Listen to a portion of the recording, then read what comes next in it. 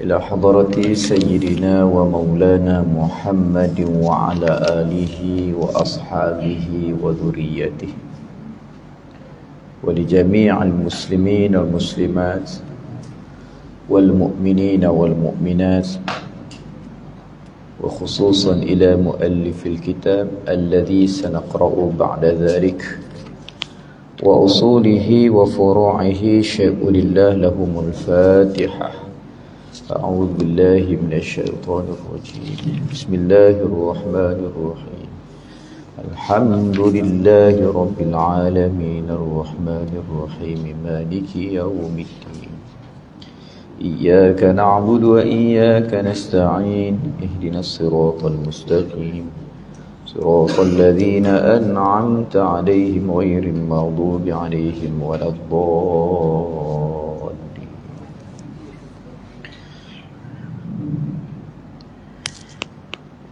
بسم الله الرحمن الرحيم. الحمد لله رب العالمين والصلاة والسلام على أشرف الأنبياء والمرسلين سيدنا ومولانا محمد وعلى آله وصحبه أجمعين. سبحانك لا علم لنا إلا ما علمتنا إنك أنت العليم الحكيم ولا حول ولا قوة إلا بالله العلي العظيم. اللهم افتح علينا أبواب فضلك وانشر علينا خزائن رحمتك. اللهم إنا استودعناك ما قرأناه فردده إلينا عند حاجة إليه. اللهم ألهمنا رشدنا وأعذنا من كل شر نفسنا. رب زدنا علما وارزقنا فهما. أما بعد. Yang dimuliakan Tuan Imam, Mursi dan seluruh ahli jawatan kuasa Surah Nurul Ihsan, alim ulama, asatizah, tuan-tuan guru, pimpinan masyarakat segenap peringkat, muslimin, muslimat, hadirin hadirat, dan yang paling kita raikan adik-adik, anak-anak, generasi pengganti kita, moga-moga kita sentiasa di dalam rahmat Allah Subhanahu wa taala. Syukur kita kepada Allah Subhanahu wa taala dengan taufik dan hidayah, dengan keizinan Allah dapat kita terus bernafas, meneruskan kehidupan yang sementara ini yang tak tahu sampai bila. Tak ada siapa pun di kalangan kita yang tahu sampai bila kita nak hidup. Dan tak disuruh pun kita untuk tahu.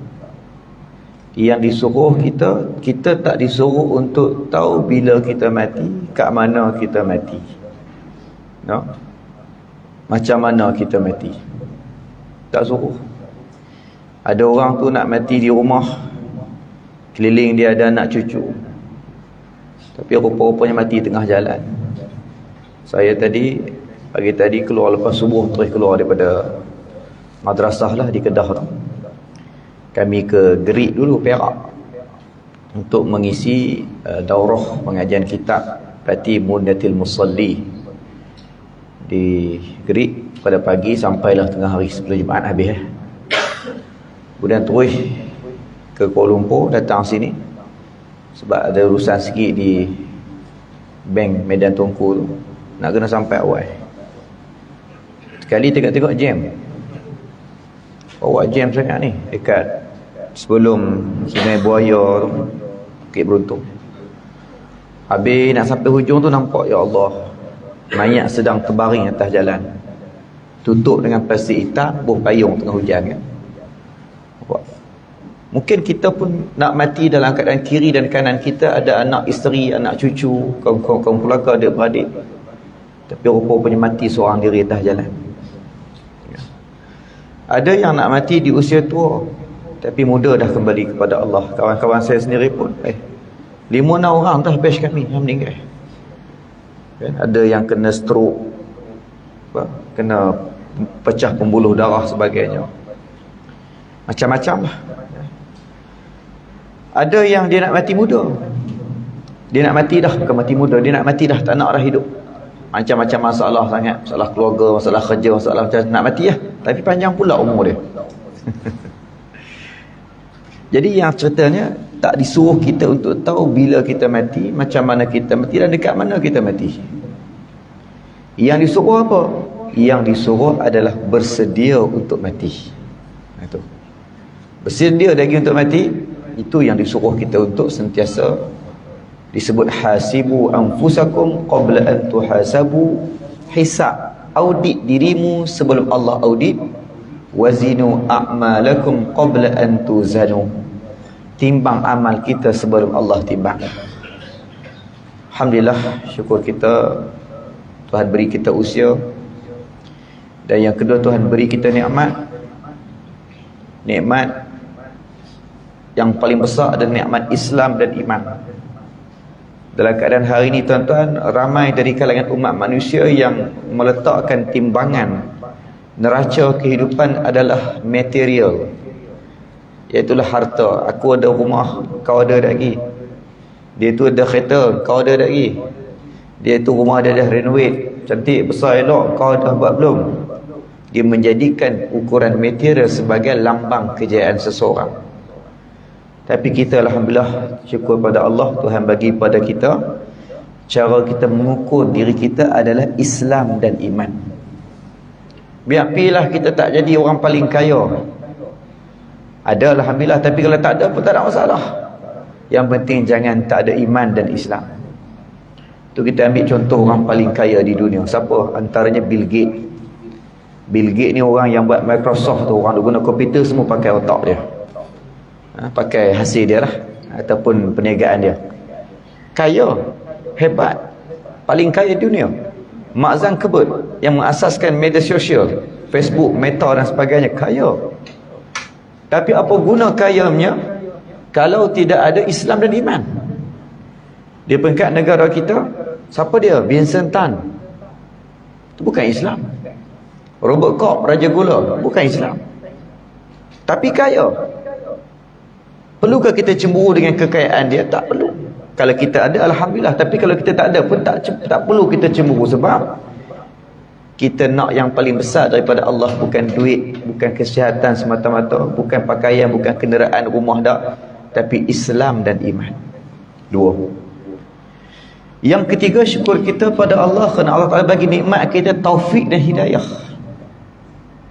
Taufik hidayah. Yang pertama, syukur Tuhan bagi umur. Kalau tak ada umur, tak main kita malam ni. Kalau main pun tak duduk di belakang, duduk di depan. Depan daripada tu imam. Ya. Ingat yang pertama kita syukur sebab apa? Sebab Allah bagi kita umur, mana kita hidup. Okey, yang kedua syukur sebab Tuhan bagi nikmat yang paling besar, Islam dan iman. Yang ketiga syukur sebab Tuhan bagi dua nikmat yang penting. Apa dia? Taufik dan hidayah. Apa itu hidayah? Apa itu taufik? Hidayah petunjuk. Setengah guru dia kata rasaan. Petunjuk, rasaan nak buat baik tu ada. Hidayah tu ada. Rasa macam nak sedekah, tabung lalu depan kita ni. Hidayah nak sedekah, rasaan nak sedekah tu ada. Tapi taufik tak ada. Na'udzubillah. Apa itu taufik? Taufik adalah qudratun bi ta'atillah. Apa itu taufik? Qudratun bi ta'atillah. Apa dia? Kekuatan nak mengerjakan ketaatan tu. Hidayah ada. Rasa nak pergi masjid tu ada. Nak pergi surau tu ada rasa tu. Nak sedekah tu ada. Tapi taufik tak ada. Taufik apa? Kekuatan nak gerakkan tangan, seluk kocet, ambil duit, masuk dalam tabung. Tak ada. Tak guna juga. Kekuatan hidayah nak pergi surau, nak pergi masjid tu ada. Perasaan nak pergi masjid tu ada. Rasa hidayah petunjuk. Tapi taufik, kekuatan nak ambil kunci motor, kunci kereta, start motor, start kereta, nak jalan tu tak ada. Ataupun dah start minyak motor habis, tak ada guna juga. Tak sampai kita ke masjid. Maka kita syukur Allah Ta'ala bagi kita tiga-tiga malam ni. Umur, Islam dan iman, taufik dan hidayah. Ni tiga-tiga ni ada kat kita. Alhamdulillah, syukur. Pasal apa kena syukur? Banyak penceramah, mula ceramah je syukur kita pada Allah. Syukur kita pada Allah. Sebab apa? Boringnya tu mesti tiru penceramah sebelum tu. Tak tahulah tiru ke tak tahu lah. Tapi kalau kita memang kita buat lah, bukan nak nanti tiru, memang akan ajak semua syukur pada Allah. Sebab apa? Sebab la in syakartum la azidannakum. Jika syukur, Tuhan tambah lagi. Syukur tambah lagi. Syukur tambah lagi. Syukur lagi tambah. Masa itu kita syukur. Baik. Moga-moga Tuhan tambah lagi umur kita. Moga-moga Tuhan tambah lagi iman dan Islam kita. Moga-moga Allah tambah lagi taufik dan hidayah kita, insya-Allah. Alhamdulillah, tuan-tuan dan puan-puan sekalian, sebelum kita meneruskan bicara kita pada malam ni, saya pun tak tahu nak bicara apa. Tak bagi tajuk. Bila tak bagi tajuk ni senang. Kalau bagi tajuk susah juga, nak kena research, nak kena itu sebagainya kan. Bila tak bagi tajuk senang. Kita tengok apa yang Tuhan tentu atas kita. Cuma sebelum kita nak bincang ni, tuan-tuan ada diedarkan satu helai kertas kan. Saja kita buat sikit, abang nak bagi ingat. Kita baca dulu, sekali hujung kita tengok pula. Kertas ni terisi satu selawat. Ada beberapa nama lah bagi selawat ni. Tapi menurut kawan-kawan kita, mereka namakan selawat ini selawat hifzi. Hifzi, hafadha, ya bebek ataupun yang mutakalim. Hifzi, hifzi ni makna apa? Ingatanku atau penjagaanku. Kenapa nama kepada hifzi? Ada setengah guru kata kerana selawat ini antara kesan yang besar. Banyaklah kesan selawat ni tuan, ribu juta tak tahulah, kuasa hanya Allah yang tahulah. Tapi antara yang besar adalah dalam bab menguatkan ingatan dan terpelihara penyakit nyanyuk, insya-Allah. Memang selawat memang kelebihan dia gitu. Dan yang kedua, hifzi ni nisbah kepada orang yang hafal Quran, yang hafal hadis. Banyak pelajar-pelajar madrasah banyak akan baca selawat ni. Kita jarang dengar selawat ni. Dia hanya masyhur, popular di madrasah-madrasah, di pondok-pondok, di tahfiz-tahfiz. Malam ni jadi tahfiz kita pun. Tak apa boleh kan? Boleh berasalah jadi tahfiz sikit, insya-Allah. Baik. Kita baca sama-sama. Saya baca dulu, tuan-tuan ikut kemudian.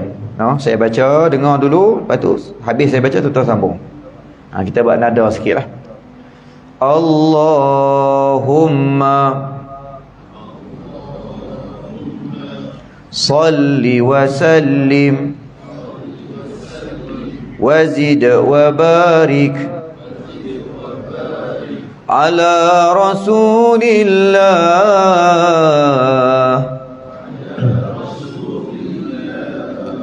wa alihil athhar ala Rasulillah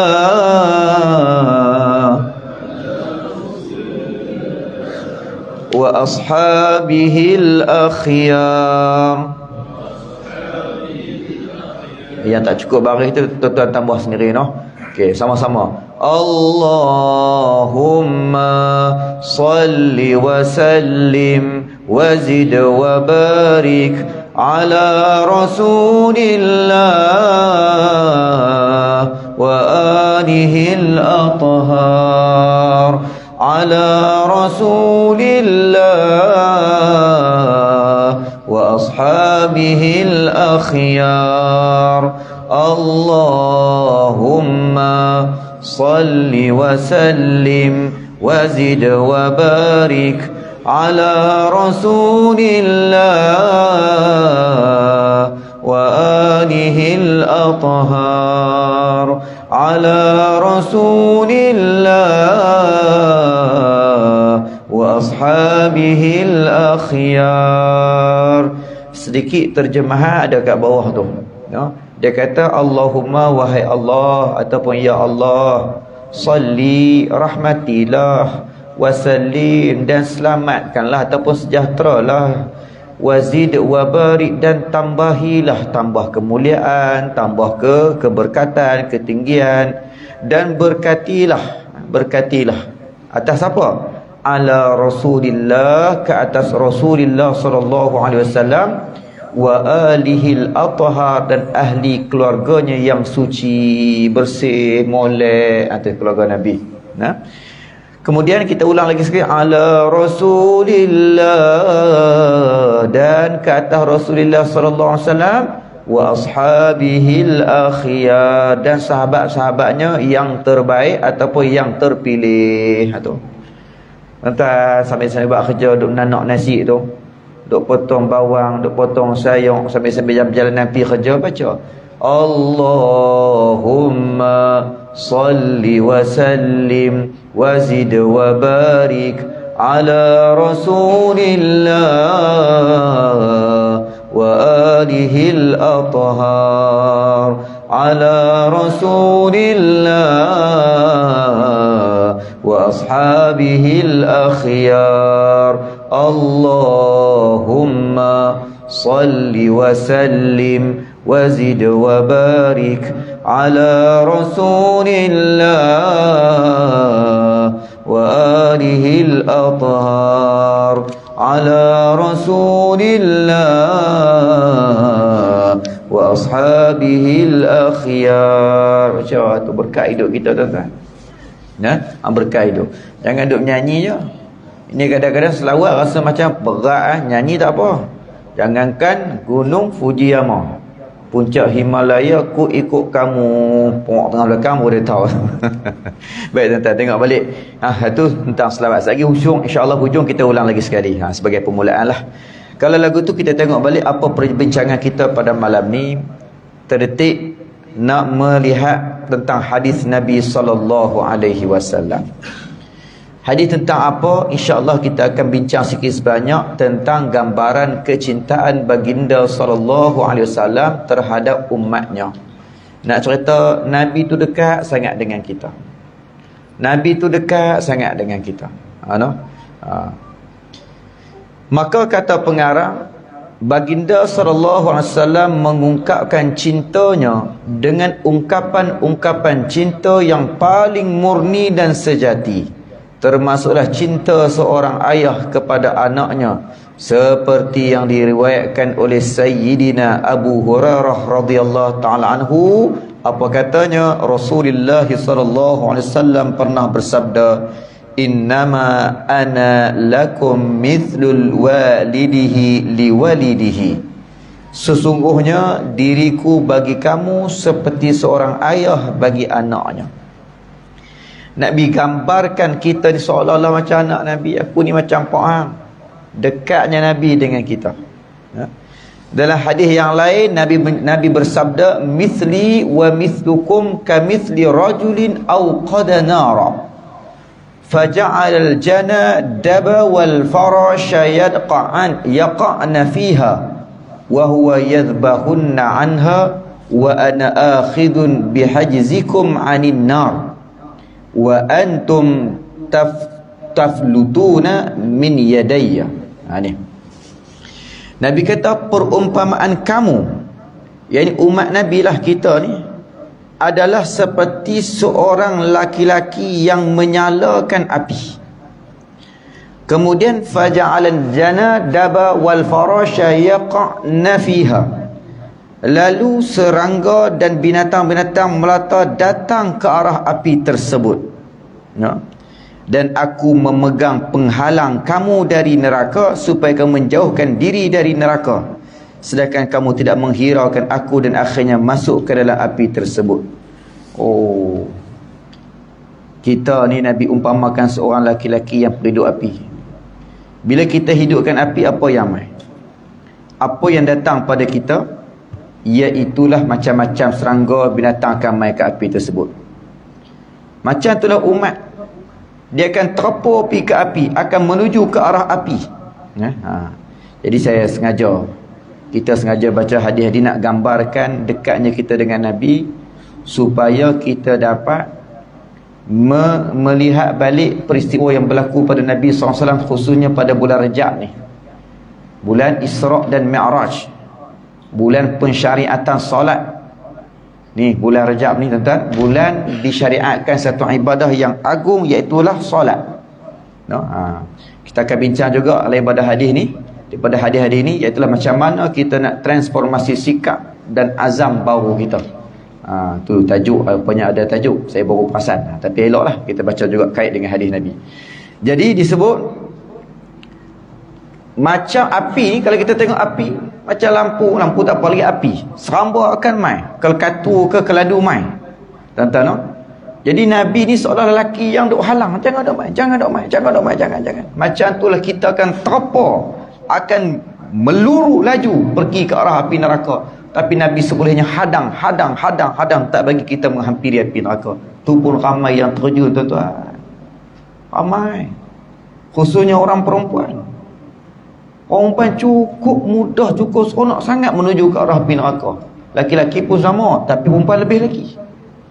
Akhir zaman kita kena akur benda ni ya. Bukan kita nak, orang kata apa, nak merendahkan double standard siapa-siapa, tak. Itulah yang Nabi gambarkan. Sebab itulah perempuan perlukan bimbingan. Si ayah, si suami perlu bimbing elok-elok anak dan isteri. Jangan mudah terjebak dengan perkara-perkara yang membawa mereka dekat dengan api neraka. Qu anfusakum wa ahlikum nara. Baik. Sikit lagi. Hinggakan gambaran kasih sayangnya Nabi kepada kita. Nabi nak jumpa dengan kita. Nabi nak sangat-sangat tengok kita. Nak tengok siapa dia duduk dekat surau Nur Ihsan malam ni. Kat mana Sayyiduna Abu Hurairah radhiyallahu taala anhu menyatakan anna Rasulullah sallallahu alaihi wasallam atal maqbarah faqala sallallahu alaihi wasallam assalamu alaikum dara qaumin mu'minin wa inna insyaallah bikum lahiqun. Wadittu anna qad ra'ayna ikhwanana qalu awalasna ikhwanaka ya Rasulullah qala sallallahu alaihi wasallam antum ashabi wa ikhwanuna alladhina lam ya'tu ba'd. Qalu kaifa ta'rifu man lam ya'tu ba'du min ummatika ya Rasulullah? فقال صلى الله عليه وسلم أرأيت لو أن رجلا له خيل غر محجلة بين ظهري خيل دهم بهم ألا يعرف خيله؟ قالوا بلى يا رسول الله. قال صلى الله عليه وسلم فإنهم يأتون غرا محجلين من الوضوء وأنا فرطهم على الحوض. Nabi SAW satu hari dia mai kawasan perkuburan. Dekat maqbarah, satu kawasan perkuburan. Baginda pun berdoa, salam sejahtera, assalamualaikum ya ahlal kubur daru qaum mukminin. Wahai penghuni kubur dari kalangan kaum mukmin. Wa inna insyaallah bikum lahiqun. InsyaAllah kita akan bertemu. Aku akan bertemu dengan kamu semua. Aku sangat gembira, kata Nabi, sekiranya kita dapat melihat saudara-saudara kita. Nabi nak cari semua muka umat dia nak tengok. Nak tengok seorang-seorang muka kita ni. Nabi nak tengok. Macam kita lah tuan-tuan. Kalau kita sayang dekat orang tu, kalau boleh nak tengok muka semua kita sayang tu, tu tanya tak balik ke kan? Tak balik ke anak nombor 3 tu? Hak nombor 6 tak balik ke? Nak tengok muka. Padahal baru lepas telefon je, tapi nak tengok. Nabi kata sukalah ya. Kemudian para sahabat bertanya, tidakkah kami semua saudara-saudaramu ya Rasulullah? Kami kan duduk depan hang ni, tengok kami kan. Nak tengok alim siapa? Tengok kami lah. Umpama gitulah. Maka Nabi menjawab, kamu semua adalah sahabatku, sedangkan saudara-saudara kita ialah mereka yang belum datang lagi, tak mai lagi. Siapa dia tuan-tuan? Siapa dia Nabi kita tak mai lagi tu? Hampa ni semua sahabat-sahabat aku. Hak aku nak tengok saudara-saudara kita tu, hak tak mai lagi tu, hak tak ada lagi, belum ada lagi. Siapa dia? Kita lah, moga-moga. Moga-moga hak Nabi maksudkan tu adalah para jemaah surau Nur Ihsan. Malam ni tuan-tuan, insya-Allah, bagaimana kita berhimpun pada malam ni atas dasar kasih sayang kita pada baginda SAW. Moga-moga Tuhan himpunkan kita nanti bersama dengan baginda sallallahu alaihi wasallam. Tuan-tuan, tanda orang tu sayang kat Nabi ataupun siapa-siapa saja adalah dia banyak sebut tentang orang tersebut. Syekh Ibnu Athaillah menyatakan, man ahabba syai' fahuwa akthar li dhikrih. Barang siapa yang cinta sesuatu, sayang sesuatu tu, dia banyak sebut. Kalau orang tu jenis suka sport rim, kerja sembang bab sport rim. Orang tu jenis suka apa benda lah ni, bola sepak, kerja sembang bab bola sepak. Dia banyak sebut benda tu. Begitu juga orang yang sayang kat Nabi, dia akan banyak sebut pasal Nabi. Tak jemu langsung cerita pasal Nabi ni. Kemudian tuan-tuan, Nabi kata depa tu tak mai lagi, siapa kita lah. Sahabat tanya lagi, macam mana kamu dapat mengenali mereka yang belum ada? Kan? Macam mana? Ara'aita kaifa ta'rifu man lam ya'tu ba'du ummatika ba'du min ummatika ya Rasulullah? Macam mana boleh tahu depa tu mana ada lagi? Macam mana boleh kenal depa? Nabi pun kata, ara'aita launa anna rajulan lahu khailun ghurrun muhajjalatun. Kamu semua, Nabi kata, apakah pada pendapat kamu sekiranya seorang laki-laki mempunyai seekor kuda yang berbulu putih di dahi serta di kakinya, dan kuda itu berada di tengah-tengah kelompok kuda yang hitam legam, adakah dia akan mengenali kuda itu?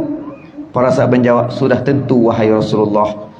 Kemudian baginda menyatakan, fa innahum ya'tuna ghurran muhajjalina minal wudu'i. Sesungguhnya mereka yang umat Nabi akan datang dalam keadaan muka dan kaki mereka putih bercahaya kerana bekas wudu. Sahabat tanya, macam mana boleh tahu? Hang nak jumpa umat kan? Nak jumpa umatmu kan? Di akhirat esok ni lah baru boleh jumpa. Tapi macam mana nak tahu di akhirat nanti juta-juta, tak tahu berapa bilion manusia, trilion, zilion ke kita mana tahu. Macam mana nak tahu ni umat Muhammad, ni umat akhir zaman? Macam mana nak tahu? Kata kita tuan-tuan adalah umat Rasulullah. Nabi kata apa? Ya'tuna ghurran mahajjalina minal wudu. Mereka mai dalam keadaan mereka ni tuan-tuan macam kuda putih di tengah-tengah kuda hitam, yakni mukanya putih berbanding muka orang lain yang tak samalah macam kita. Kenapa? Kesan daripada wudu. Bukan kita nak kata umat lain teruk, hebat juga umat-umat yang lain, tapi hebatnya umat sallallahu alaihi wasallam adalah ada kesan wudu pada wajahnya. Pasal itu tuan-tuan, antara azam kita, keazaman kita untuk tahun 2024 ni rasanya tak terlambat kono untuk kita meletakkan satu keazaman. Tidak ada istilah lambat dalam memperbaiki diri. Tak ada. Mana ada istilah dah terlambat kan? Cuma biasalah kadang-kadang ulama perli. Masalan Al-Imam Hujjatul Islam Abu Hamid Muhammad bin Muhammad At-Tusi Al-Ghazali, Imam Ghazali, dia kata sampai umur 40, sebut dalam ayat hawalat pun sebut, sampai umur 40 kalau tak berubah lagi perangai mulut, dia kata ke orang lagi, mulut dia semang benda lara, benda merapu, mata banyak tengok benda merapu daripada Quran, no? Batik tok tik kan? Macam-macam lah. Quran nak tengok semuka pun rasa lama, rasa panjang. TikTok tengok berbuka-muka tak rasa panjang pun. Ya. Jadi kalau umur 40 duduk lagu tu lagi, Imam Ghazali perli, dia kata siap-siap baiklah masuk neraka. Tu dia perli terus. Tuan-tuan, tapi pada hakikatnya tidak ada istilah lewat dalam berubah. Samalah ni pun. Kena hadis tadi ni kita ambil kaitkan dengan bulan Rajab kita ni, tentang solat kita, keazaman kita, transformasi perubahan kita. Antaranya kali ni tuan-tuan, cuba kita baiki wuduk kita. Nak baiki lagu mana? Wuduk bagi betul. Tanya elok-elok, tertib elok-elok. Kalau sebelum ni mungkin ambil wuduk buka ayat, macam paik bomba, no? Macam nak padam kebakaran. Mula kita tak faham orang tu perli kita. Kan ambil main sebelah kita, ada kebakaran hari ni. Kita ambil main sebelah dia. Dia main tengok kita, dia kata ada kebakaran hari ni. Kita tak tahu, tak dengar apa. Kita tak faham. Rupanya dia perli, buka paip tu kuat sangat. Kan macam paip bomba. Tu dia tanya ada kebakaran hari ni. Oh, satgi elok-elok habis baru faham. Rupanya dia perli kita. Buka slow saja. Habis nak ambil wuduk je, bukan nak pada api kebakaran. Satu. Antara perubahan apanya lagi tuan-tuan? Ambillah wuduk dengan penuh khusyuk. Khudu' ni kita tadarru', kita rendah diri, kita hina, kita memang nak basuh dosa-dosa ni. No? Basuh dosa-dosa kita, basuh muka-muka kita ni. Gugur habis dosa-dosa pada anggota zahir kita. Relailah dosa-dosa daripada anggota batin kita. Dan tuan-tuan, upgrade solat kita untuk sesi kali ini. Transformasi solat kita melalui wuduk, antaranya adalah berdoa ketika wuduk. Doa adalah lambang khusyuknya wuduk, khusyuk dan fokusnya wuduk. Masa tu wuduk ni disebut fuqaha makruh bercakap ketika wuduk. Tengah duduk ambil air sembahyang, weh babak siap lah, tak nampak hang. Bila balik kata bau ni ada di Kelantan. Tengah ambil air sembahyang, cakap makruh. Walaupun tak haram macam sembahyang haram. Tengah sembahyang, lama tak jumpa, memang haram lah tuan-tuan. No? Tak ada lah orang buat. Tapi wuduk pun sama. Cuma tak haram. Orang sebut makruh. Benda tak elok lah. No, makruh ni apa dia? Ma yusabu ala tarkihi wa la yu'aqabu ala fi'lihi. Kalau tinggal dapat pahala. Kalau buat pun tak dapat dosa, tapi tinggal dapat pahala. Jadi ambil wuduk ni makruh kita bercakap ambil elok-elok. Dan kita sebut apa tadi ni? Transformasi untuk tahu ni adalah berdoa ketika wuduk. Boleh rujuk dalam kitab Bidayatul Hidayah karangan Imam Ghazali. Ada yang diterjemah dengan bahasa yang indah, elok, mudah difahami oleh Abuya, Allah yarham Abuya Syekh Fahmi Zamzam Al-Maliki An-Nadwi. Cari Bidayatul Hidayah Syekh Fahmi Zamzam. No? Baik. Jadi beli, baca. Sampai dalam buku tu dia cerita daripada awal kita celak mata sampai kita pejam mata, apa kita kena buat. Antara benda yang mahal adalah ketika wuduk diajarkan doa-doa yang hebat. Bukan dia lah yang asal para ulama buat lama dah. Macam berapa ramai ulama buat, cuma dia rangkumkan dalam modul. Antaranya bila basuh muka, kita baca doa Allahumma bayyid wajhi ya Allah. Allahumma bayyid wajhi ya Allah, ya Allah, engkau putihkan mukaku, engkau cahayakan mukaku. Masa ambil wuduk tu, mula-mula kita niatlah nawaitu raf'al hadasi. Masa basuh tu nawaitu raf'al hadasi, habis niat tu Allahumma bayyid wajhi ya Allah, engkau cahayakan mukaku.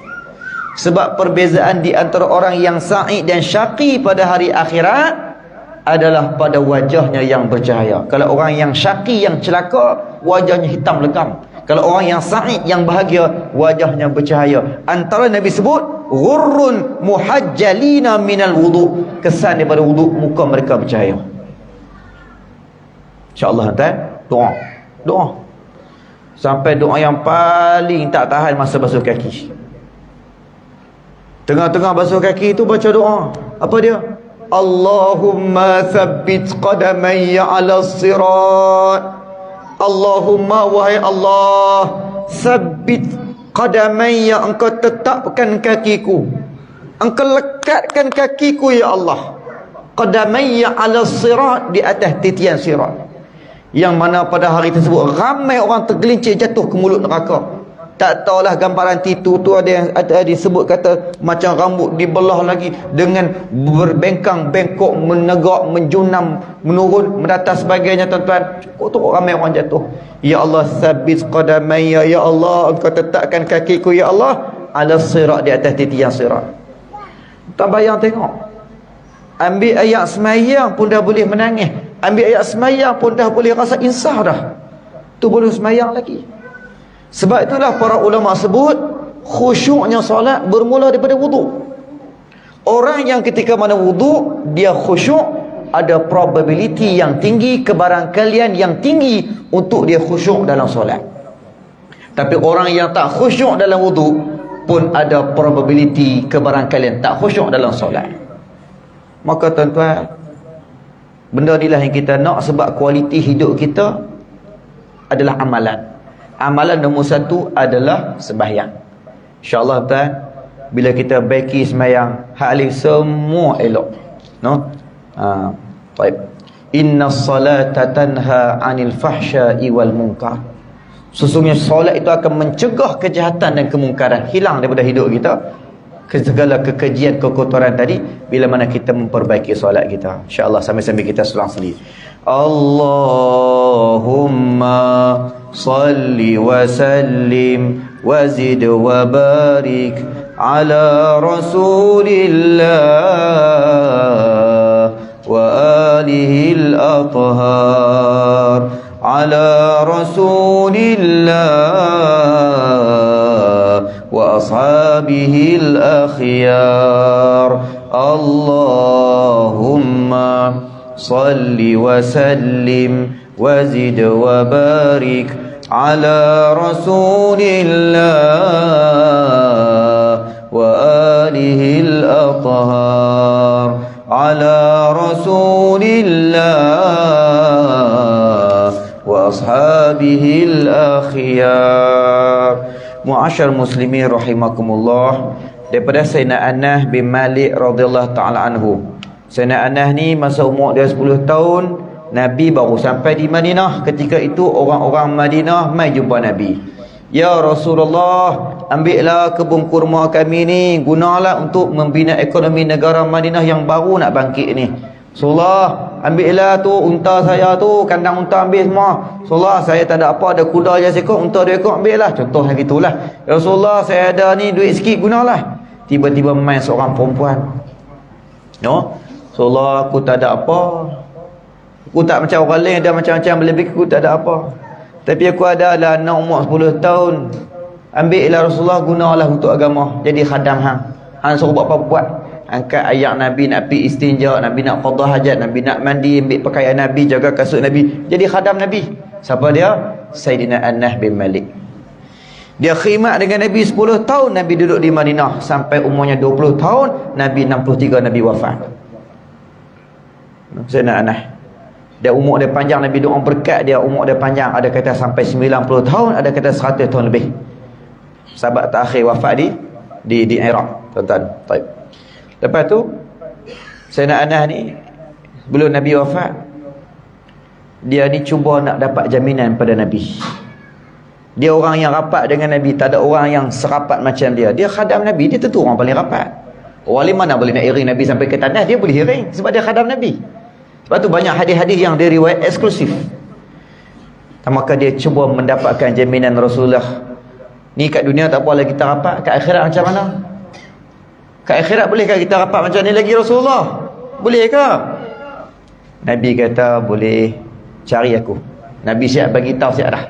Nabi dekat mana? Yang pertama cari dekat haud. Haud ni mana kolam ataupun telaga. Siapa yang boleh minum air telaga tu, air yang sesedap-sedap air, dia minum air itu confirm syurga. Selama-lamanya syurga. Tapi bukan semua orang dapat minum air telaga tu, tuan-tuan. Doalah moga-moga kita dapat minum air telaga tu, insya-Allah.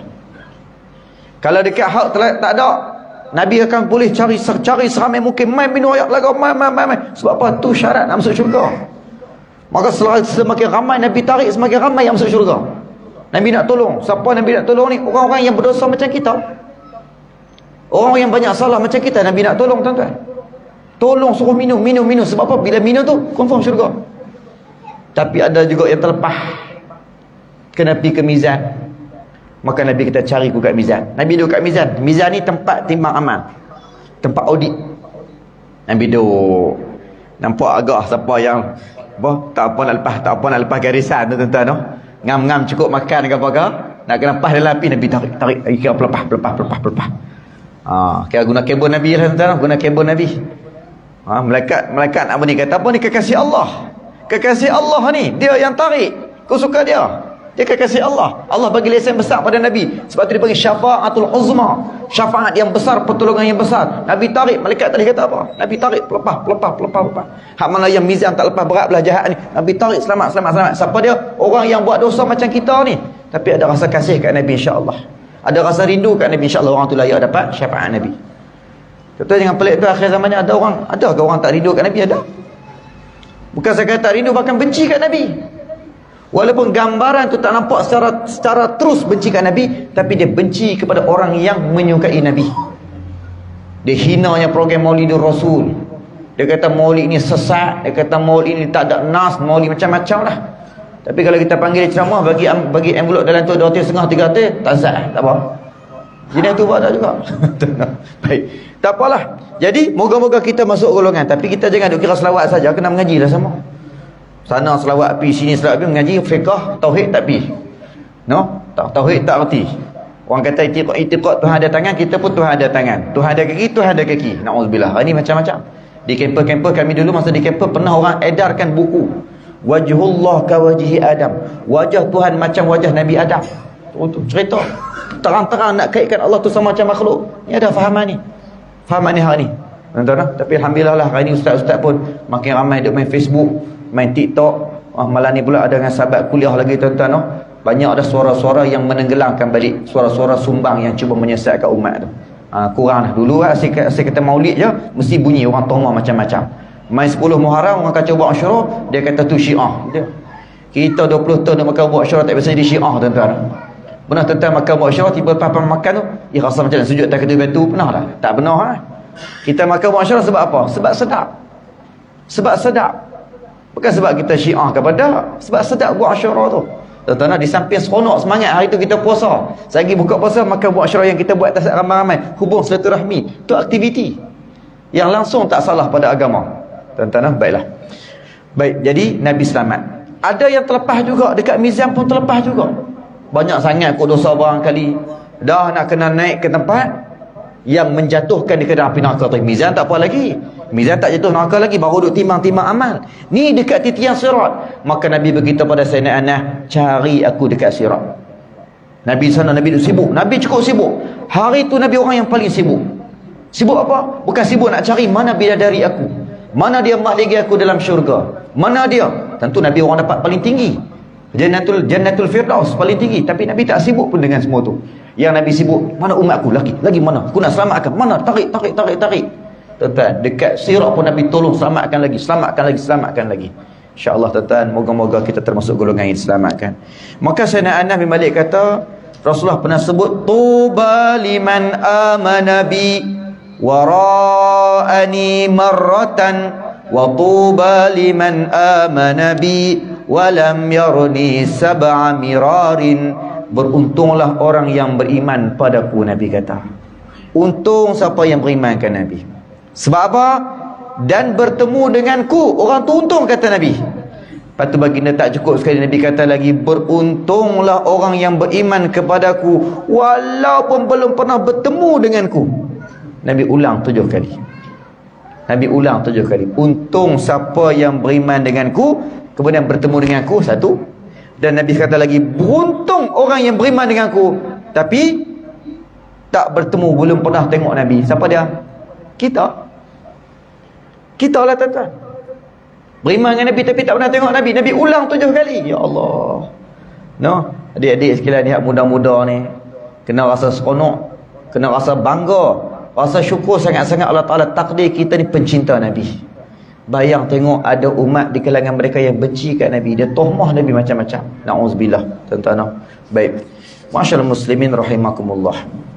Berbalik kepada perbincangan tajuk kita, transformasi solat tadi ni, keazaman kita untuk tahun ni. Tuan-tuan dirahmati sekalian, tadi kita sebut tentang berdoa dalam wuduk, no? Yang kedua, solat kita itu mesti kita mahiri, mesti kita hayati dengan falsafah. Dalam kitab Munatul Musalli disebutkan oleh Syekh Daud bin Al-Fatani bagaimana dia meletakkan gambaran falsafah solat tu. Orang yang solat ni, dia mesti ada 2 solat pada solatnya tu. Mesti ada 2 solat. Yang pertama dipanggil salatul zahir, yang kedua salatul batin. Solat zahir ni merangkumi rukun, syarat, sunat ba'at, sunat hay'ah. No? Syarat-syaratnya apa? Syarat sah semayang, menghadap kiblat, masuk waktu. Semayang masuk waktu, tak masuk tak sah. Waktu masuk pukul 6, mayang pukul 5 lawan sikit, tak sah. No? Ada teka-teki, orang tanya. Dia semayang subuh pukul 5. Daripada umur dia balik 15 tahun sampailah 25, 35, 45, 55, 65, 50 tahun semayang lagu tu. Dia tak tahu sebab dia duduk kawasan orang azan 2 kali, dia memang jarang pergi masjid. No? Jadi dia tak tahu, dia pergi siang, subuh tak pergi. Subuh dia semayang di rumah. Jadi ingat orang azab pertama tu masih subuh dah. Rupanya tak subuh lagi. Pukul 5, 5.30 dia semayang subuh. 50 tahun, maklum, 50 tahun dia semayang subuh. Soalan, apa kita nak buat pada dia? Dia kena qada semua kah? Dia kena qada semua kah, maklum? Siapa boleh jawab, kita bagi hadiah tu, telefon sahabat kuliah. Dia kena qada semua kah selama 50 tahun? Jawabnya, dia hanya perlu qada 1 waktu sahaja. Yang mana? Yang pagi tadi. Habis tu kemarin dulu sampailah 50 tahun dulu tak perlu qada. Sebab apa? Sebab dia dah qada. Bila masa dia qada, dia sembahyang hari pertama tu tak sah. Sebab apa? Sebab tak masuk waktu. Dia sembahyang hari kedua tu sah. Bukan sah untuk hari tu, sah untuk qada sebelum tu. Kalau hari itu memang tak sah sebab tak masuk waktu lagi, tapi dikira sebagai qada yang hari sebelumnya. Samalah hari selepasnya, qada hari sebelumnya. Hari selepas, qada hari sebelumnya. Selama 50 tahun. Cuma hari ini dia tak qada lagi sebab tak subuh lagi. Maka dia hanya perlu qada satu waktu saja. Tapi subuh esok sembahyang awal, sembahyang ikut waktu. Jangan sembahyang pukul 5, sembahyang pukul 6 lebih. Waktu. Ini soalan lah, minta maaf dah. Masuk soalan fiqh sikit dah, bab sembahyang. Baik, banyak soalan-soalan pasal sembahyang. Teka-teki sembahyang seronok. Sembahyang apa ada tahiyat 4 kali? Bertanya. Junah. Sembahyang apa tahiyat sampai 4 kali ni? Tuan-tuan, ada tak sembahyang tahiyat 4 kali? Saya jumpa tak sembahyang tahiyat 4 kali? Ada. Kalau dia buat dosa tak? Tak dosa. Macam mana 4 kali? Betul ke 4 kali? Jumpa kita tengok. 4 ke 3. Dia sembahyang maghrib, tapi dia masuk sembahyang tu ketika mana imam sedang tahiyat awal. Imam sedang tahiyat awal, mana imam dah rakaat kedua. Dia pun masuk, dia dapat tahiyat satu, tahiyat pertama. Imam bangun pada rakaat ketiga, imam turun balik, imam tahiyat akhir. Dia dapat 2 tahiyat. Tapi dia baru 1 rakaat. Sebab dia ikut tadi dah tahiyat dah, tahiyat awal dah. Maka dia bangun, lepas imam bagi salam, dia bangun pada rakaat dia yang kedua, dia turun, dia kena tahiyat awal. 3 tahiyat. Dia habis tahiyat awal, dia bangun rakaat ketiga, dia turun balik, sujud semua, tahiyat akhir, tahiyat 4 kali. Tu soalan. Banyak lagi tuan-tuan, tak apa. Kita bukan nak cerita pasal teka-teki. Ini sebagai sekadar info saja. Kita masuk balik perbincangan kita. Iaitulah tuan-tuan dalam masalah solat. Syekh Daud sebut salatul zahir merangkumi syarat, iaitulah masuk waktu, menghadap kiblat, suci daripada hadas kecil dan hadas besar, suci daripada najis, menutup aurat. Rukun merangkumi 13 ataupun 17 tu. Diri betul, niat, takbiratul ihram, Fatihah, rukuk sampai tahiyat sampai salam. No? Baki. Kena baiki ni solat zahir ni. Selalu kita bagi contoh lagu mana? Fil alamin innaka hamidul majid, tahiyat akhir. Kalau dia sambung dengan doa Allahumma inni a'udzubika min adzabi jahannam, terpulanglah. Tapi habis je semua, dia pun bagi salam. Assalamualaikum warahmatullahi. Assalamualaikum warahmatullahi. Sah tak? Kalau lagu tu sah, dia baca semua, okey. Sah lah kan? Kita rasa macam sah lah kan? Tapi sebenarnya tidak sah. Kat mana? Cuba kita perhatikan, dia kata apa? Assalamualaikum warahmatullahi. Ramai kita dengar imam-imam mayang lagu tu. Assalamualaikum, tak dijelaskan alif lam ta'rif, as tak bunyi. Patutnya kena Assalamualaikum warahmatullahi. Hak pusing kepala tu sunat je.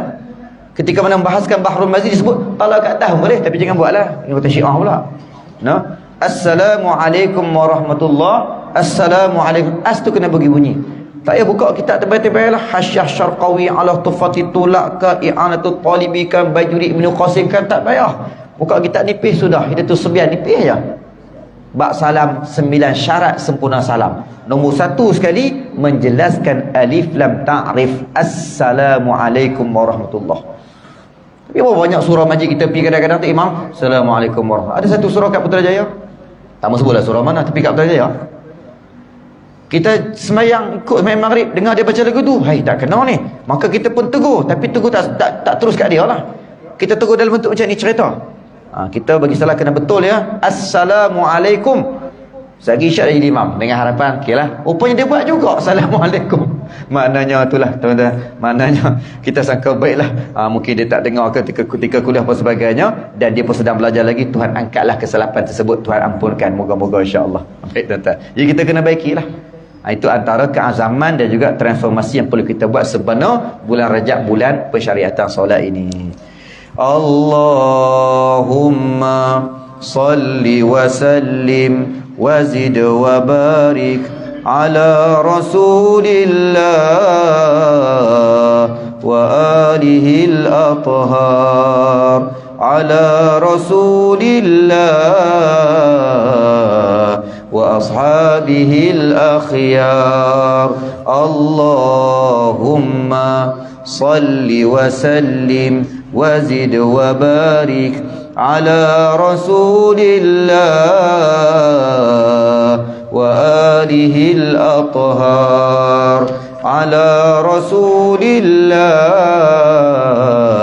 wa ashabihi al-akhyar. Daripada Ibnu Mas'ud. Ibnu Mas'ud ni namanya Abdullah. Ingat, Ada beberapa orang sahabat Nabi yang namanya Abdullah tapi tak dipanggil Abdullah. Antaranya Abdullah ibnu Mas'ud dipanggil Ibnu Mas'ud, Abdullah ibnu Zubair dipanggil Ibnu Zubair, Abdullah ibnu Abbas dipanggil Ibnu Abbas, Abdullah ibnu Umar dipanggil Ibnu Umar, dan pelbagai lagi. Baik. Maka daripada Sayyidina Abdullah ibnu Mas'ud berkata, kunna ma'an Nabi sallallahu alaihi wasallam fi qubbah. Faqala sallallahu alaihi wasallam, atardawna an takunu rubu'a ahli al-jannah? Qulna na'am. Qala sallallahu alaihi wasallam, tardawna an takunu thulutha ahli al-jannah? Qulna na'am. Qala sallallahu alaihi wasallam, atardawna an takunu syatra ahli al-jannah? Qulna na'am. Qala sallallahu alaihi wasallam, walladhi nafsu Muhammadin biyadihi, inni la arju an takunu nisfa ahli al-jannah, wa dhalika anna al-jannata la yadkhuluha illa nafsun muslimatun, wa ma antum fi ahli syirki illa kasya'rati al-bayda'i fi jildi thawr al-aswad au kasya'rati as-sauda'i fi jildi thawr al-ahmar. Cerita Nabi punya nak kita semua masuk syurga, tuan-tuan. Nabi duduk dengan para sahabat dekat satu kemah, lebih kurang 40 orang. Nabi tanya kat depa, Nabi kata, atardawna an takunu ruba' ahli jannah? Hampa suka ke kalau suku daripada hampa ni, suku daripada penduduk, hampa suka ke menjadi seperempat daripada penduduk syurga? Depa kata nak. Nabi tanya lagi, hampa suka ke menjadi sepertiga daripada penduduk syurga? Nak. Tadi seperempat, ni sepertiga, semakin ramai. Nak. Nabi tanya lagi, hampa suka ke kalau menjadi setengah daripada penduduk syurga, seperdua? Kami pun jawab, qulna ya na'am ya Rasulullah. Dan Nabi pun berkata, walladhi nafsu Muhammadin biyadih, demi Tuhan yang diri Muhammad tu di tangannya. Oh, ingat apa nama masa duduk di Madinah, keling Arab, kelih sembang dia, kita habaq nak maklumat dia tak percaya. Masa tu dengan Ustaz Dang kali, Ustaz Dang duduk paling tu, habaq dia tak percaya. Lepas tu dia bersumpah, wallah. Dia orang Arab ni, dia kadang-kadang dia tanya akid, sungguh akid, ataupun wallah, ikut panggil orang Arab menyumpah sekali, wallah demi Allah. Tak apa lagi dia tak percaya, sumpah lagi kedua tingkat ni, wallah rabbil Kaabah, tu dia demi Allah Tuhan Kaabah, pun tak percaya lagi. Wallah alladhi nafsi biyadih, demi Allah yang mana jiwaku di tangannya. Habis hakikat tu cair lah. Nak abang kata benda tu cukup penting, sebab tu Nabi kata wallazi nafsu Muhammadin biyadih, demi Tuhan yang mana diri Muhammad tu di tangannya. Bukan Tuhan ada tangan, maknanya pada kekuasaan Allah. Inni la arju an takunu nisfa ahli jannah, aku tak mau jadi separuh ahli syurga, tak mau. No, wa dzalika annal jannata yadkhuluha illa nafsun muslimah, kan? Demi Muhammad, sesungguhnya aku berharap supaya kamu menjadi separuh penduduk syurga, kerana syurga itu tidak dimasuki kecuali oleh jiwa yang beriman. No. Tidaklah kamu dibandingkan dengan ahli syirik orang kafir, melainkan seperti sehelai bulu putih yang ada pada lembu hitam, atau seperti sehelai bulu hitam pada lembu merah. Nak abang kata ramainya orang Nabi nak berada dalam syurga. No, ramai orang nak ada dalam syurga. Amin. Baik. Masyarakat muslimin rahimakumullah, mungkin yang terakhirlah daripada kita, disebut oleh Sayyidina Samurah radhiyallahu ta'ala anhu, Rasulullah SAW pernah menyatakan, inna likulli nabiyyin haudan wa innahum yatabahuna ayyuhum aktsaru waridatan wa inni arju an akuna aktsaruhum waridatan. Sesungguhnya setiap nabi memiliki haud, ada telaga masing-masing. Setiap nabi dia ada telaga, dia ada kolam masing-masing. Oh, hebat tuan-tuan. No? Ada kolam masing-masing. Sesungguhnya mereka membanggakan diri, banggalah ada kolam untuk jamu pada umat. Siapakah antara mereka yang paling banyak peminumnya? Sesungguhnya aku berharap akulah yang paling ramai orang yang minum kolam telaga aku. Seronok berbangga dengan orang yang paling ramai. Kolam mana yang paling meriah? Telaga siapa yang paling meriah orang minum kat kolam dia? Tentulah telaga baginda sallallahu alaihi wasallam. Muasyar muslimin rahimakumullah, sebagai penutup kita pada malam ni, tuan-tuan, maka insya-Allah pada tahun ini juga Kita pun maklum tuan-tuan, di kalangan kita ada yang memulakan langkah baru dalam kehidupan, ada yang tak kahwin dah kahwin dah, no? Pupu saya mana Jim kita sebagainya, ada yang dah kahwin belum tak ada anak, kali ni ada anak, alhamdulillah kan. Ada yang dah kahwin, bukan kahwin lagi ya, maknanya semakin bahagialah. Baik, tapi ada juga yang sebelum ni ada, sekarang dah tak ada dah, ramai juga no. Kita mula-mula jadi menantu cucu kepada nenek esah kita ni lebih kurang dalam berapa belas tahun sudah lah, 10 lebih kurang 10 tahun dah lah duduk sini ni. Main KL ni belah-belah tahun, tapi lebih kurang 10 tahun sudah. Ramai pakcik-pakcik kita tengok ada masa tu melawak, hari kumpulan hilang seorang. Tuan-tuan no, siapa hak baca teh tarik sedap tu, siapa nama? Lupa dah. Apa? Hak baca teh tarik sedap. Ada lagi? Tak kata siapa dia, member dia ke apa? Tak ada kan? Ada lagi? Kata meninggal pada dia. Kata buat teh tarik kat katanya. Tak tahulah kau ada doa. Kata meninggal, dia bawa untuk dia babak tak meninggal. Tak ada dah. Tapi kalau ada tak apalah, ada alhamdulillah lah, moga-moga umur panjang terus sihat tuan-tuan. Jadi tuan-tuan, maknanya itulah kehidupan kita, tak ada yang kekal. Tuan-tuan, hari ni orang lepas ni kita pula. Mungkin lepas ni tuan-tuan tanya mana dia ustaz menantu, cucu menantu nenek Esau tu kat Kedah tu. Tuan-tuan, tak ada dah, dia pun meninggal dah. Nak buat macam mana? Semua kita akan kembali kepada Allah. Tetapi selagi mana diberikan amanah oleh Allah Ta'ala untuk mengisi kehidupan dunia ni, marilah kita buat yang terbaik. Khususnya surau kita tuan-tuan. Alhamdulillah tuan-tuan, semakin hari semakin kita kena makmurkan. Yang nak makmurkan surau kita ni bukan tok imam, bukan pengurusi, bukan jawatan kuasa, dan bukan siapa-siapa, tapi semua sekali kita. Orang yang mengisi jawatan hanya sekadar menggalah tanggungjawab sahaja. Tapi yang nak memakmurkan surau ni, tak ada siapa pun kecuali semua memainkan peranan masing-masing. Dan tak ada siapa lebih, tak ada siapa kurang. No? Hanya sekadar nama saja jawatan. Tapi semua pakat lebih-lebih belaka mengimarahkan surau tersebut. Surau ataupun masjid ini. Kata Allah, innama ya'muru masajidallah. Sebab apa kita nak imarahkan masjid dan surau ni?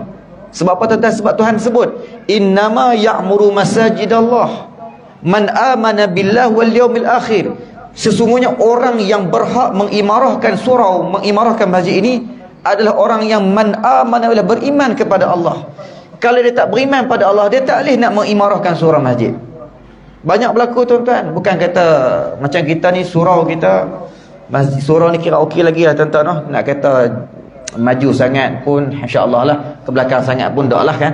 Tapi ada masjid yang hebat tuan-tuan, kutipan dananya Masya Allah, tapi mereka tidak ada, bukanlah kata tak ada iman kepada Allah, tapi mungkin ada masalah, tak apa nak jelas, jadi kabur-kabur.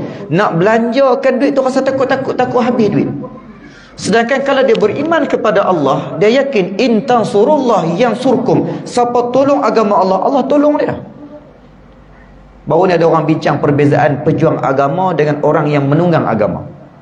Orang tunggang agama ni tuan-tuan, dia ni dia nak buat apa-apa tu, apa-apa benda dia nak buat untuk, walaupun untuk program agama, dia kena ada nampak dunia dulu baru boleh buat. Tapi kalau pejuang agama, dia buat dulu. Kadang-kadang duit pun tak ada, buat dulu, duit main kemudian. Ni beza. Maka tuan-tuan, ni satu kata-kata semangat kita lah kepada jawatan kuasa surau sebagainya. Jangan duk kisahlah duit ada tak ada, buat je dulu, balon je dulu program tu, insya-Allah in tansurullah yansurkum, Tuhan akan tolong. Lepas tu Tuhan tolong tu melalui siapa? Melalui kita antaranya. Kita ni hak mana ada bagi RM1, RM10, RM100, RM1000 bagi kepada surau. Kalau bagi esok ni depa apa biar pi. Jangan kisah, yang penting dapat dah pahala kita. Tapi masalah tuan-tuan, bila sedekah ni ada satu masalah. Tuan-tuan yang bersedekah ni kena beringat lah. Orang yang sedekah ni ada satu masalah yang besar. Kadang-kadang kita tak perasan.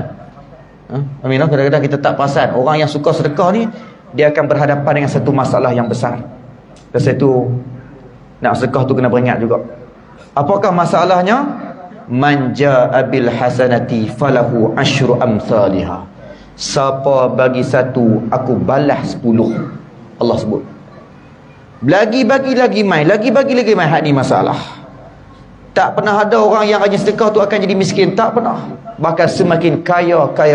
Dan yang hebatnya pula, kaya yang Tuhan balas tu bukan dalam bentuk duit kadang-kadang tu, dalam bentuk kesihatan. Baru ni duk sakit nak pergi jumpa doktor, tiba-tiba tak ada jumpa, atau pergi jumpa doktor kita tak ada apa, contohnya kan.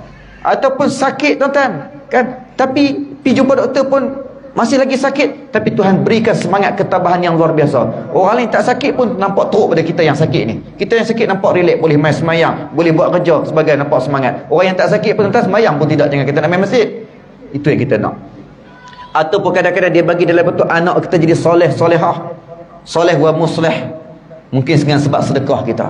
Maka insya-Allah tuan-tuan, marilah sama-sama kita membina surau kita. Surau kita ni agak pelik sikit, dia jauh pada jalan tuan-tuan, maknanya eksklusif lah. Yang duduk dengan kita ni semua pok kita belakang. Tapi janganlah bila orang luar datang tengok datang bawah pula. Ahlan wa sahlan lah, silalah datang ke surau kita tuan-tuan, ya. Tapi nak abang kata surau kita ni kalau kita tak jaga, tak bangunkan, tak imarahkan, siapa lagi tuan-tuan? Ada orang kadang-kadang dia pilih-pilih nak pergi seronoklah pergi masjid tu meriah, seronoklah pergi surau-surau tu lebih meriah. Tuan-tuan, sebenarnya kemeriahan yang sebenar adalah saksi tempat qaryah kita ataupun kampung kita. Apa jasa kita kepada kampung kita, apa imarah kita kepada kampung kita. Cuma lama-lama sekali nak berasa angin, nak main di masjid wilayah, tak apalah, lama-lama sekali. Ni kadang-kadang lama-lama sekali nampak di Surau Ihsan, banyak jumpa ya, masjid wilayah, masjid negara sebagainya. Maka tuan-tuan, insya-Allah marilah sama-sama kita menjadikan bulan Rajab ini, yang pertama kita sebut tadi, pusingan pertama, iaitulah kita berazam nak hafal doa-doa dalam wuduk, supaya wuduk kita khusyuk lepas ni, insya-Allah. Yang kedua, kita nak baiki semayang kita. Ada solat zahir, ada solat batin. Zahir ni merangkumi syarat sah, rukun, sunat ab'ad, sunat hayat. Tak ada lah huraian malam ni semua tuan-tuan, no? Ni pula ajak masa banyak dah ni. Yang kedua, solat batin. Solat batin merangkumi tazallul, kita hina diri kita. Tuan-tuan, dekat diri kita mana yang paling mahal? Soalan. Kali ni kalau dapat jawab, nak bagi hadiah apa pula? Telefon sahabat kuliah kita bagi dah tadi. Nenek Isah dah nak tanya apa-apa hadiah kah? Siapa dapat jawab ni? Baik. Tuan-tuan, no? Dekat diri kita apa yang paling mahal?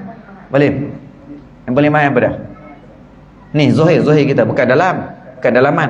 Paling mahal akal lah kan? Akal hati, tapi zahir. Paling mahal apa dia? Muka.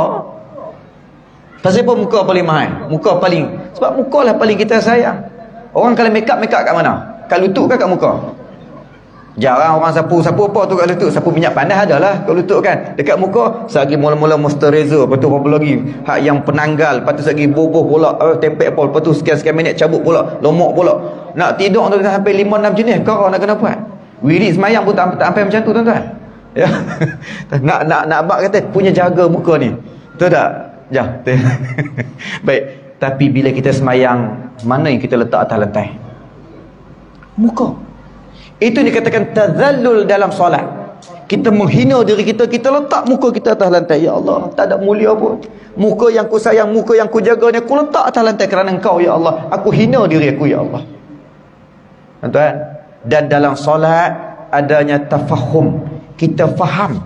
Solatlah waktu yang mana kita dipanggil khalwah. Kita bersendirian dengan Allah. Tak ada siapa boleh kacau. Bahkan haram kita berinteraksi dengan orang lain. Tengah-tengah semayang dia tanya, masak apa? Malam ni menu apa? Ada makan malam ni? Ada? Alhamdulillah. Mana? Menu apa? Baik. Jadi malam ni makan apa? Tak boleh. Tengah solat kita dengan Allah sahaja. Kita dengan Allah sahaja. Tak ada siapa boleh kacau. Itu dinamakan waktu yang paling eksklusif. InsyaAllah tu pusingan kedua tadi. Dan yang ketiga kita sebut tentang bagaimana kita nak mengimarahkan surau kita. Iaitulah tak ada peranan siapa-siapa lebih, siapa kurang. Semua kita bertanggungjawab untuk mengimarahkan surau ini. Man amana billah, orang yang beriman pada Allah saja yang layak mengimarahkan surau ini. Orang yang tak beriman, tak yakin, dia rasa boleh ke? Boleh pi ke ni? Yakin ke ni? Dia tak yakin pada Allah. Tapi kalau yakin, jalan. Tuan-tuan bayang tengok, kita dah ada surau yang lengkap. Dulu-dulu tuan-tuan, daripada tapak yang kosong. Orang dulu ni tapak yang kosong, bawah pokok, tengah padang, ada yang dalam paya. Madrasah kami dalam paya, di tambak. Tuan-tuan, Pak Tam pergi tengok bergelak dia. Kan? Tempat mengaji ke tempat takung air ni. Tuan-tuan, baik, jadi insya-Allah kita alhamdulillah dah ada tapak orang lama dah sedia, kita hanya jaga dan memakmurkan lagi dengan keyakinan kita pada Allah. Kemudian wal yaumil akhir, beriman pada Allah dan hari akhirat. Kita buat ni bukan kerana kita nak nama. Akulah paling rajin pergi surau Nurul Ihsan. Akulah pengerusinya. Akulah imamnya. Akulah orang yang selalu tutup lampu. Akulah orang yang selalu mesyir rumput. Akulah. Bukan. Tapi yang kita nak adalah wal yaumil akhir. Akulah orang yang paling banyak sedekah kat situ. Tak. Yang kita nak wal yaumil akhir. Ke akhirat, apa yang aku nak bawa, aku nak heret surau ni, apa dia yang menjadi saksi aku, kebaikan aku kepada Allah. InsyaAllah cukup sekadar itu dulu. Moga-moga tuan-tuan menjadi manfaat bersama. Kita tutup dengan selawat kita tadi. Kita bakat-bakat hafal dan jadikan amalan. Allahumma salli wa sallim wa zid wa barik ala rasulillah wa alihil athhar على رسول الله وأصحابه الأخيار اللهم صل وسلم وزد وبارك على رسول الله وآله الأطهار على رسول الله وأصحابه الأخيار. InsyaAllah tuan-tuan di kesempatan ini juga saya nak mohon kemaafan atas salah silap sebagainya. Menjadi adab bila nak bermusafir kena minta maaf, minta halalkan segala-galanya dan mohon doa. Tolong doa keselamatan insyaAllah pada lusa esok dan lusa. Kami lusa kami akan berangkat ke Tanah Suci dan mohon doakan kelancaran dan sebagainya insyaAllah tuan-tuan. Dan saya pun dah jamak takdim siap-siap tadi ni. Jadi nak sambung ada online pula. Saya minta diri dulu. InsyaAllah moga-moga kita jumpa lagi. Wallahu subhanahu wa ta'ala alam. Bismillahirrahmanirrahim. Alhamdulillahirrahmanirrahim. Wassalatu wassalamu ala asyrafil mursalin wa ala alihi wasahbihi ajma'in. Allahumma istaudanaka ma qara'nahu farudud ilaina 'inda hajati ilaih. Ya Allah, rahmatilah kami ya Allah, ampuni kami ya Allah. Kami tahu kami banyak dosa, kami banyak silap, kami banyak salah ya Allah. Kami hina pada pandangan-Mu ya Allah. Tapi Allah janganlah sampai Kau tak memandang pada kami. Rahmatilah kami, ampunilah kami ya Allah. Ya Allah, tolong beri kami kekuatan, utuhkan semangat ukhuwah sesama kami ya Allah. Jika ada persekitaran, Engkau hapuskanlah, jadikanlah kami orang yang tidak berdendam, orang yang bersifat pemaaf ya Allah. Ya Allah Rahman-Rahim, Engkau panjangkanlah umur orang-orang tua kami di sini. Banyak lagi khidmat yang kami perlukan dari mereka, banyak lagi nasihat yang kami perlukan dari mereka ya Allah. Engkau sihatkan mereka ya Allah. Ya Allah, Engkau selamatkan juga kami dan juga zuriat keturunan kami, anak-anak muda kami. Jadikan semua anak muda-muda kami, anak-anak kami, anak kecil kami, khususnya di qaryah kami ini, di perkampungan kami ini dan amnya di seluruhnya ya Allah, orang yang sangat mencintai rumah-Mu ya Allah. Mereka yang suka datang ke masjid dan surau ya Allah. Rabbana atina fid dunya hasanah fil akhirati hasanah wa qina azabannar. Sallallahu alaihi wasallam alamin. Taqabbalallahu minna minkum. Wassalamualaikum warahmatullahi wabarakatuh. Amin ya rabbal alamin. Demikian tadi kuliah bulanan untuk surau Nurul Ihsan pada bulan ini. Dan kita ucapkan banyak terima kasih kepada Ustaz Imam Azhar dengan tajuk pada malam ini, transformasi sikap dan azam baru melalui penghayatan solat sempurna. Semoga memberi manfaat dan dimanfaatkan segala ilmu yang kita perolehi pada malam ini. Kita doakan juga semoga Ustaz akan terus dikurniakan kesihatan dalam proses-proses aktiviti dakwahnya. Dan jangan lupa untuk kita punya program seterusnya adalah pada 17 bulan ini, hikmah Isra' dan Mi'raj yang akan disampaikan oleh PU Suhaimi. Dan kita ramai-ramaikan, mengimarahkan lagi lah kita punya surau Nurul Ihsan. Seperti yang Ustaz telah memaklumkan tadi, kita sama-sama meramaikan dan juga mengimarahkan mana-mana sahaja rumah Allah yang khususnya yang kita boleh dapat selain daripada kita beribadah, kita juga dapatkan ilmu di dalam program-program yang diadakan insya-Allah. Terima kasih Ustaz. Assalamualaikum warahmatullahi wabarakatuh. Waalaikumsalam.